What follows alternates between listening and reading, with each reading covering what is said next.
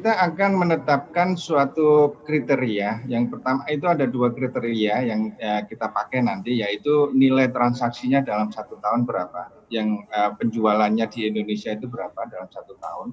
Yang kedua adalah jumlah traffic-nya dalam 1 tahun juga berapa, gitu. Nah, tetapi kalau, memang kita belum bisa sampaikan, kita belum tetapkan secara eksak, mengenai itu. Tetapi kalau kita bicara produk digital ini, mungkin kita bisa membandingkan, menganalogikan dengan produk yang non digital. Nah, ini perlu ada suatu level playing yang bagus, suatu hal yang harus fair, sama gitu.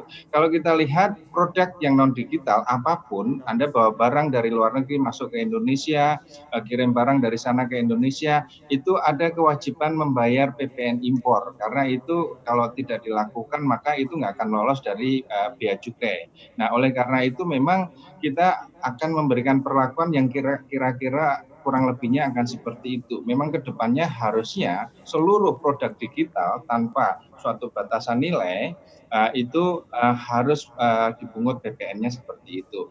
Namun demikian nanti untuk practicality-nya, implementasinya, karena kita nggak bisa misalnya yang baru memulai menjual di Indonesia, baru konsumennya sedikit sekali, kita harus wajibkan mereka memungut segala macam. Nah, oleh karena itu nanti akan ada yang saya katakan tadi threshold-nya, apakah dalam bentuk traffic sekian, akses sekian, atau nanti nilai rupiahnya. Nah, ini yang sedang kita finalisasi terkait dengan kriteria tadi. Itu, Mhm. Mas. Ya, jadi itu nanti akan diatur di mana, Pak? Di PMK atau seperti apa dasar hukumnya, Pak? Nah, itu nanti ada perdirjennya yang mengatur kriterianya sekaligus menetapkan si A, B, C, D, E. Tetapi sebenarnya kita bicara bahwa seharusnya seluruh memang produk asing, digital asing dari luar negeri ini memang seharusnya membayar PPN.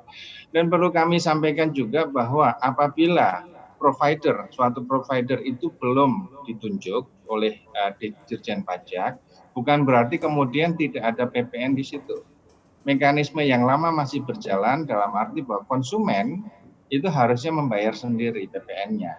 Nah, disinilah kita bicara tetap equal treatment-nya harus sama, walaupun untuk yang relatif besar atau yang settle itu memang nanti providernya yang kita tunjuk sebagai pemungut dan penyetor PPN-nya. Itu, Mas. Mhm. Sudah ada sosialisasi begitu, Pak, kepada para penyedia layanan ini seperti apa hubungan dan juga komunikasinya, Pak, sebenarnya? Ya, baik. Nah, sebenarnya kalau kita melihat landscape internasional, bahkan OECD sendiri sebenarnya menganjurkan, sudah dari setahun yang lalu OECD ini menganjurkan mekanisme ini yang akan dipakai. Dan ini di berbagai negara sudah berjalan. Di negara-negara Eropa, kemudian kalau kita lihat bahkan yang negara-negara tetangga kita, Singapura, Malaysia, Australia, mereka sudah menerapkan dari awal tahun ini atau tahun-tahun kemarin. Jadi oleh karena itu mestinya si provider dari luar negeri, pelaku-pelaku usaha digital dari luar negeri sudah memahami.